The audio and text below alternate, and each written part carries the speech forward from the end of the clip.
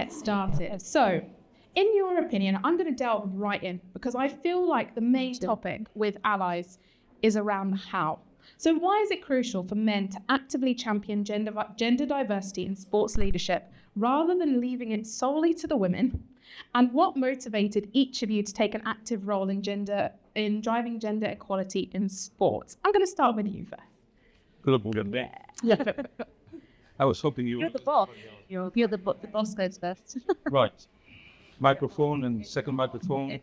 Yeah. The main microphone just needs a switch flicked on. The second is Okay, social media. I will be pleased. And I will go straight to the heart in 3 ways. First way, we human beings don't live in isolation, and we don't live in silos, and we don't live in vacuum. We live in a society. Society is ingrained in us, and we are ingrained in society.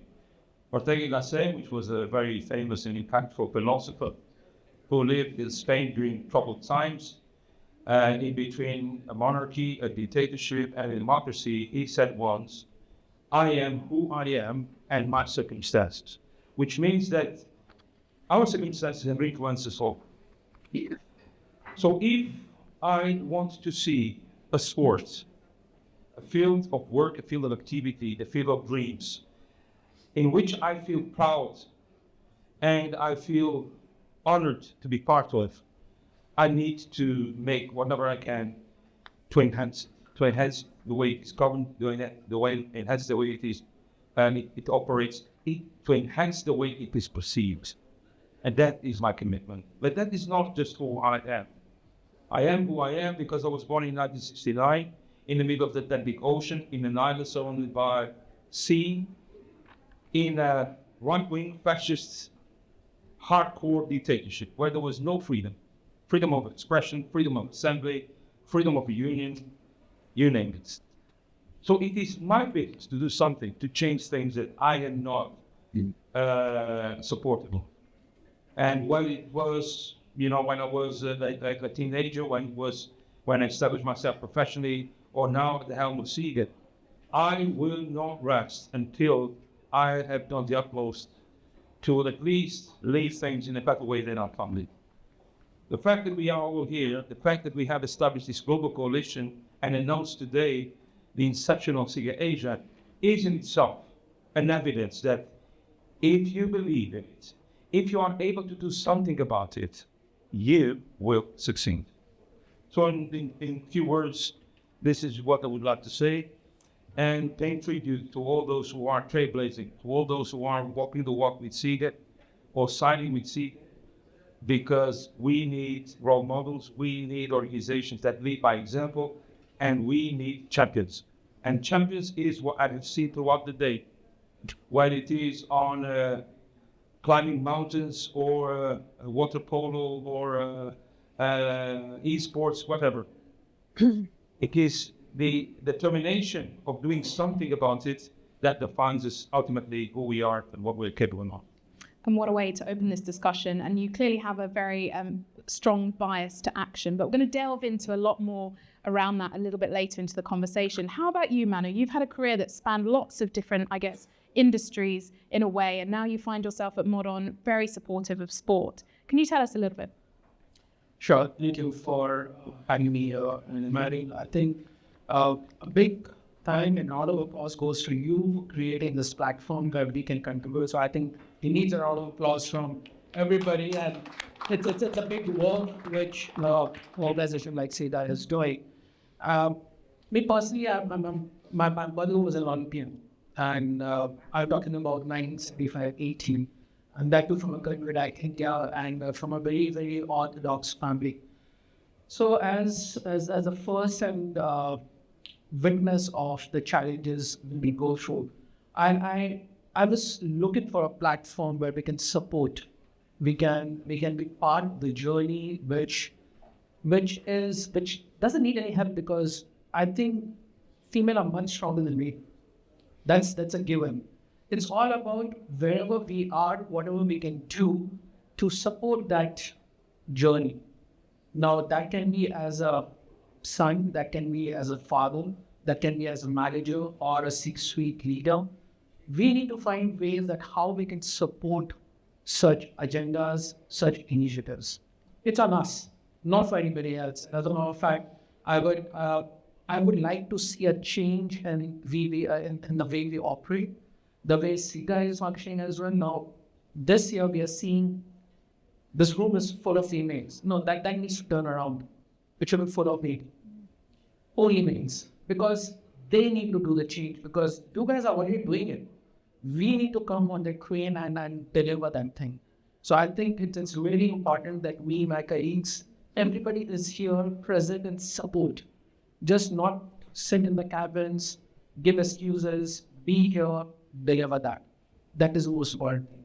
Now, one more thing which I want to talk about is very, very simple, straightforward, because I love the way Manuel opened it. It's not the corporates, it's the families and the societies which make the change. So we as families need to take that initiative where we push forward the gender equality, where we push forward our females, where we push forward our daughters and mothers and sisters. That needs to start from there and it should be followed through in the corporate world. Thank you so much for joining us, Manu. I'm so glad you were able to make it up from Abu Dhabi to join this conversation. And Rebecca, it's great to have you here on the panel. Can you tell us a little bit more about, perhaps coming on from what Manu just said, you know, you're married to a businessman, you're a family woman, you have 2 kids, you have many things going on. You're also a co-founder of Mezben, which is actually 2 females, 1 male in the founding team. Can you tell us a little bit more about why it's important for men to champion diversity in sport? Yeah, and thank you, Katie and Sarah, for putting me on this panel, girls. I hope I represent you all really well. And please put your hand up if you disagree with anything I'm going to say, because I feel quite honoured to be sitting next to you both, kind of representing the female of the male ally conversation. I mean, I've got a 25-year career in sport. I've never had one female boss. I had 1 female chair, and that's when I was trained CEO. But I'll tell you that story in a second, and that didn't work out as well. So let's all not sit here and say everything is perfect when you're reporting into women, because actually I think that story never comes out. I don't think we're all perfect. I think it starts, as Katie said, right at the very beginning of this morning, it starts at home, 100%. It starts at home. I wouldn't sit here today, I wouldn't have the confidence I have to be a career-driven woman without the support of my husband. He would say exactly the same about me, I would hope. I'm also raising 2 boys, and for me it's so important that they see me as a role model.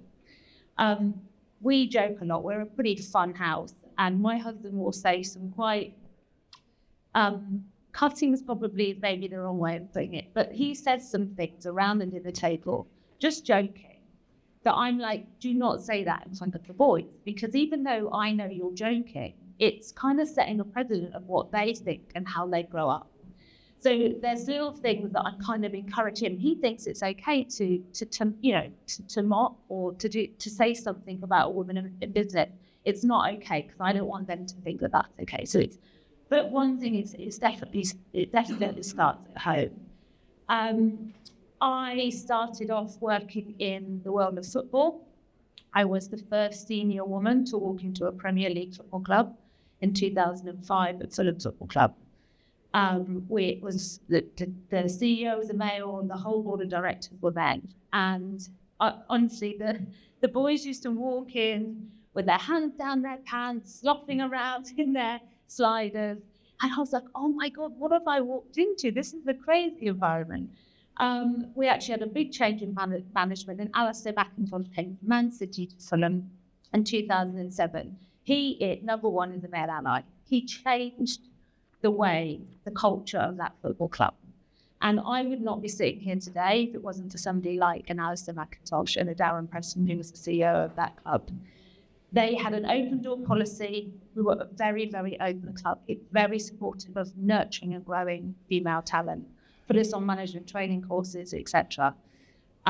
So I'm really grateful of what happened in those early days for my career. But for me, I think number one, it starts at home. And number two, there's an element of luck. I'm sorry to say that you're upon into. It is circumstances. So that's probably not the most policy-driven approach, but there is an element of it, I think. And this is a really good segue into the first question, which is around what are the biggest barriers preventing women from reaching leadership roles in sports organisations? But the key bit, how can male allies support and help dismantle those myths in the past and support women into those roles? Perhaps you can elaborate a little bit more, Rebecca, before we move on to the other panelists. So I think it's such a great question. I'd be really interested to hear from some of the women in the room. I think it is taking an element of taking a chance. I think have you ever watched Dragon's Den, Shark's Tank? Yeah. And Deborah Meaden, have you ever heard of Deborah Meaden? So she had a really interesting comment she said quite recently when a new Stephen Bartlett came on at Dragon's Den with a female leader, and I can't remember her name. Emma Reed? Was it Emma Reed or was it Claire? I can't remember. And it was their first day was in the studios, and I think Steve Bartlett opened the door and said something, and this particular lady said, "Men before women." And Deborah Meaden said, "Do not say that in here. We are all dragons." And from then on, it set precedent. And everyone that walked into that arena, when you're a female or a male entrepreneur, you're all in the same position. And I think that is what we all strive to be, is not to be seen to be man, woman, different. That the leadership should be based on us because we have got the right skills to do the job. When I left Fulham, I was asked to go and set up the legacy of London 2012 for Boris Johnson. And as so many people said to me, that they're not in a position in the Mayor's Office in London to have a female take over that role. And I was like, you want me. When you say don't or you can't, like that's the worst thing to say to me. My husband was again really supportive of that. And I remember walking into that room on the first day thinking, oh my God, like this is an amazing position to be in because again, that male ally had taken a chance to meet the skills that I had. And I think that's all that we ever want is to just be seen to have the skills to be able to do the job and not be seen to be different. I completely agree. Not done much, have you? Yes. You've lived quite a life, Rebecca. If anyone does have a personal story to share, do just raise your hand and I will come to you. It'd be great to engage some of you and hear from you as well. Emmanuel, can you tell us a little bit more about how men can help dismantle some of the myths and how can they really actively help women into leadership roles within organizations? Well, one way is to be the leader that exists inside them. I mean leader because if you need to take action, you need to be prepared to make it happen. And without fear. In many ways, fear is what is hidden behind prejudice and discrimination. It is weak people that find excuses to block the way, to build walls, and to dig holes in order to prevent others from having access to equal opportunities to fulfill their full potential. That is the first thing. So anyone who discriminates the other, be on the basis of race, of religion, of color of the skin, is not to be complimented because then it's a sign of weakness and we must all evolve. We must all evolve. Period.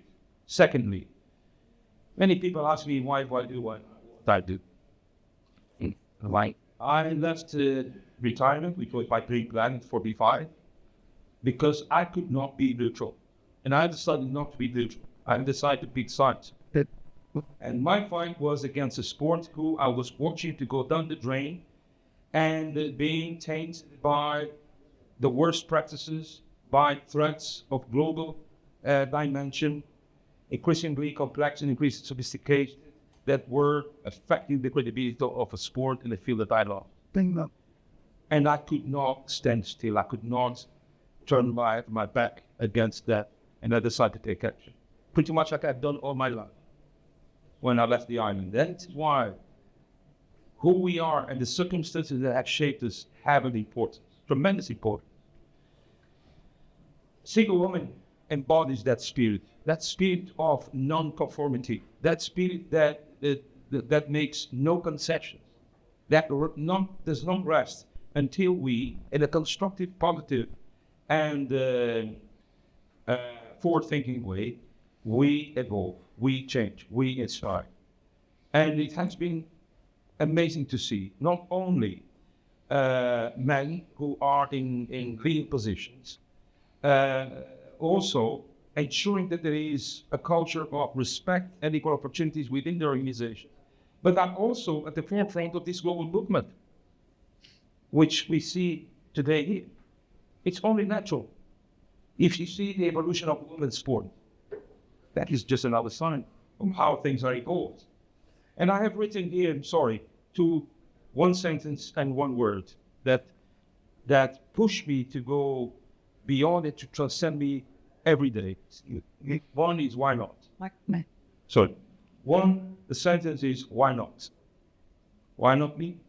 Just because I was born in an island? It's just because I have gray hair or silver hair? Just because I'm a man? Why not? Never conform. Never accept the things that you are not in favor of. Be the agent of change that lives in you. And be also an inspiration for others, especially the next generation. We have seen here so many people embodying this spirit. And to them, I take my hat off. But the second is a word. I used to think that because I was born in the island, I have this indomitable volcanic spirit that cannot stand still. But now, it is not about the past, it is about the future. And the future has one name, and this name is Louisa, and it's my granddaughter, who will be born in August. I want her to live in a world that respects her personality, her choices, and her legitimate aspirations to be whoever she wants to be, on her own merits. I love that. And it's so important. So we're talking about the how, but we're also talking about the courage to be able to put your head above the parapet and be different and break the norms and the barriers. Coming on to you, Manu, can you tell us some concrete, actionable steps that male allies can do to help within the organizations that they work within or within certain individuals that they support to truly make a difference?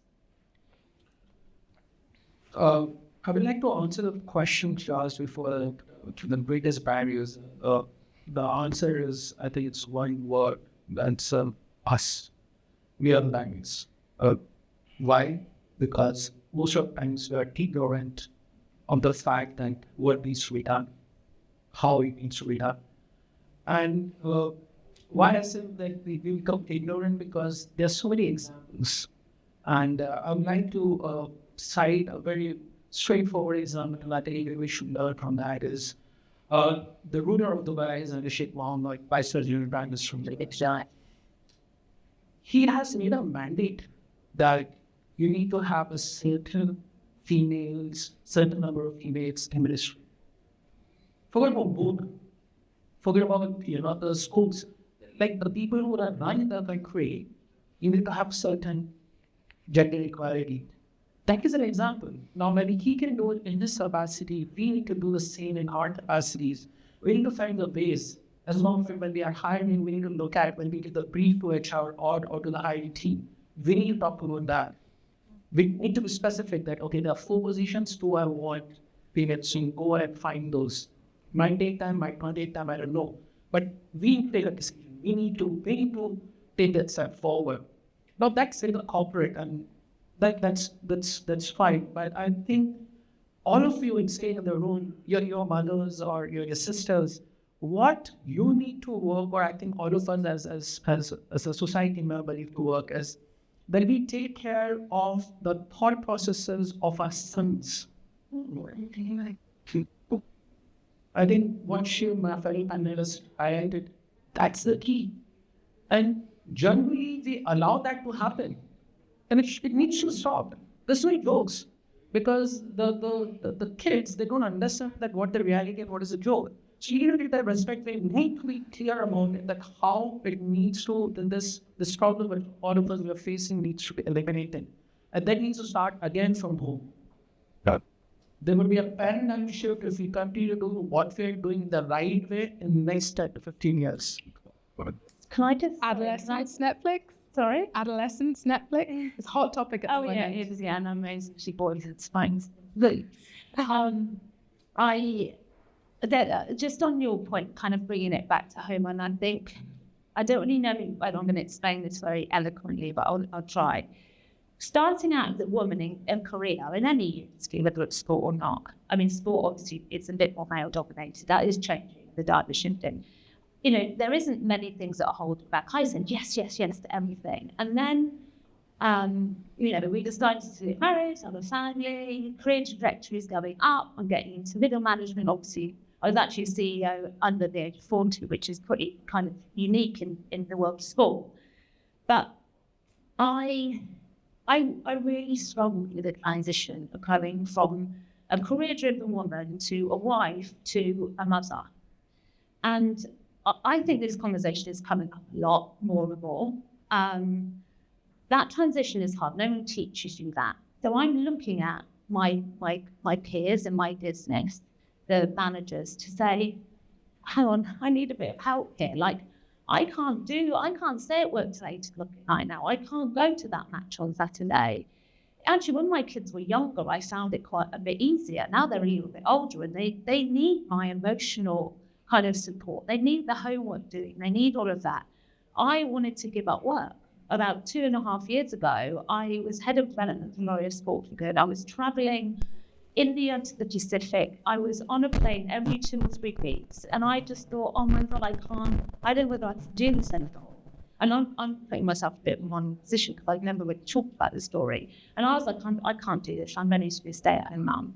And it was a lot of people who surround me that said, you can't do that. You just need to shift the balance.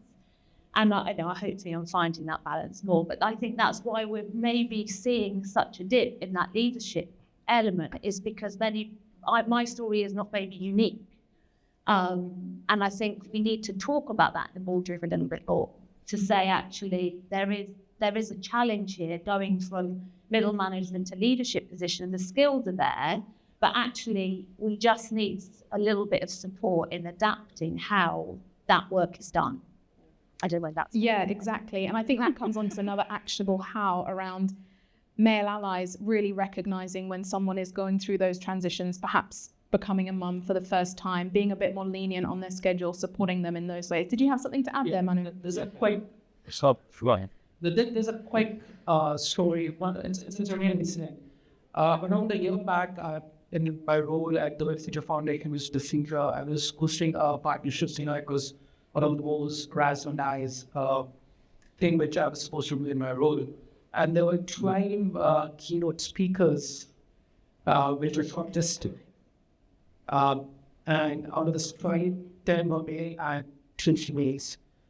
And the team, which was responsible, and I was saying the team, we selected someone, and it was supposed to be approved. The name was supposed to be approved by his Clinton founder, who was the CEO of the Future Foundation.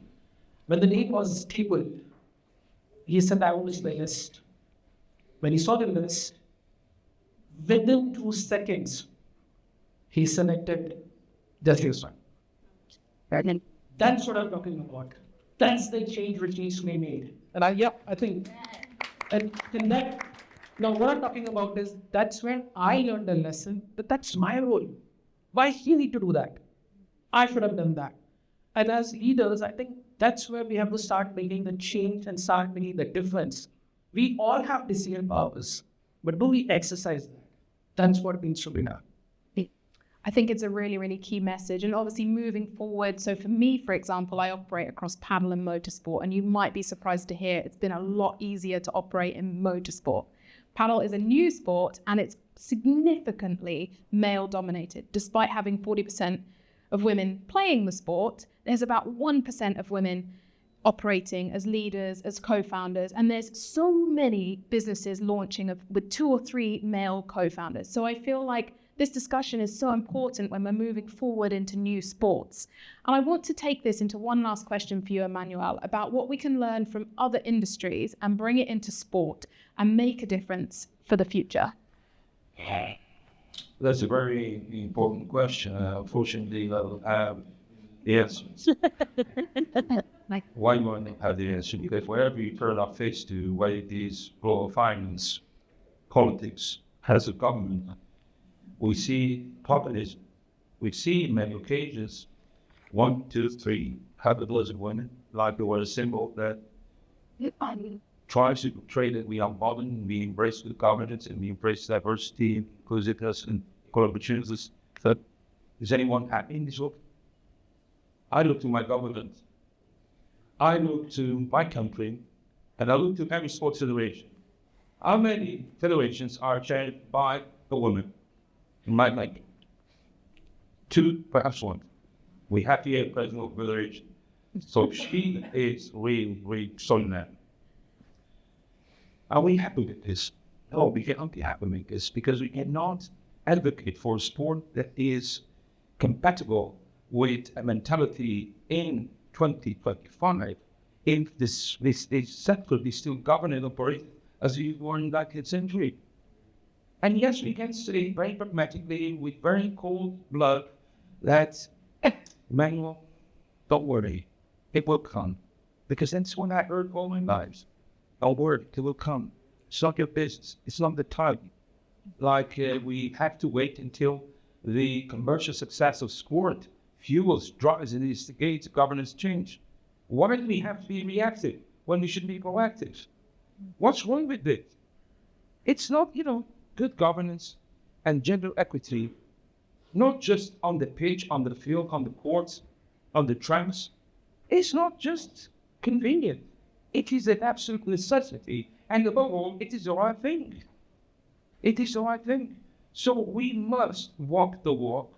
And that is why when SIGA elected good governance as a core pillar, we made sure that side by side with anti-corruption, with youth development, with financial integrity, with sustainability, we have also gender equity, diversity, and inclusion. I'm sorry, governments come and go, and some change policies and priorities or nothing. True. But we will not backtrack. And we don't impose, we don't oblige, we try to incentivize, we try to encourage. And we believe that acting like this in a constructive, positive fashion, then we can see change happening. It's inevitable.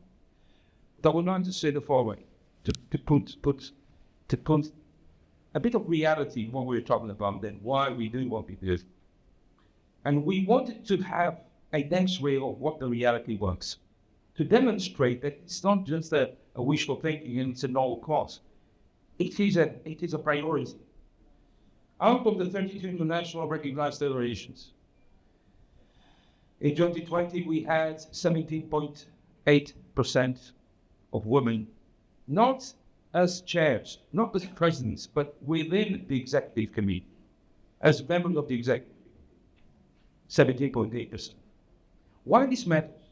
It's because it's in the executive committee, not in the talking shops, not in the other talking shops, that decisions are made. That where power lies, where the true legitimacy exists. Following year, we made the same survey. It was 18.3. Then, 4 years later, last year, we did the same exercise. It was 24 point something percent. And last year, I did it myself, it was 27.7%, below 30.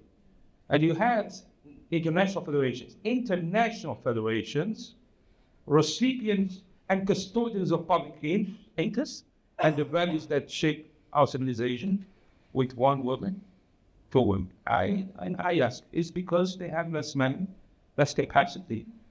They are less capable? Of course not. It's because the system has created a number of artificial hurdles, and because, yes, there is still hypocrisy abundantly out there. I'm not here to finger point, to accuse some of my style, but I'm here to appeal to the indomitable spirits that exist inside you, the leaders that exist in you, to do something about it. to do something about it. And I'm here also to say the following.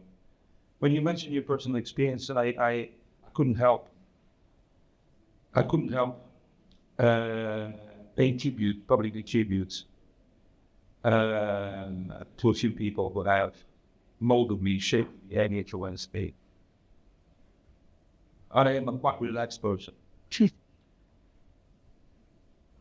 But I'm happy with myself. And I thank that to my mother, who inspired me, who educated me, to my sister, to my wife, another person major president for women, to my daughter, who is now giving me a granddaughter.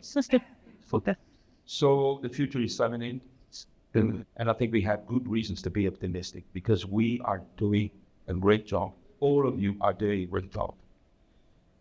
Trailblazing, shining a light, and inspiring the new generations. For that, and thank you. Your applause for the guys like you and others in this room, mate.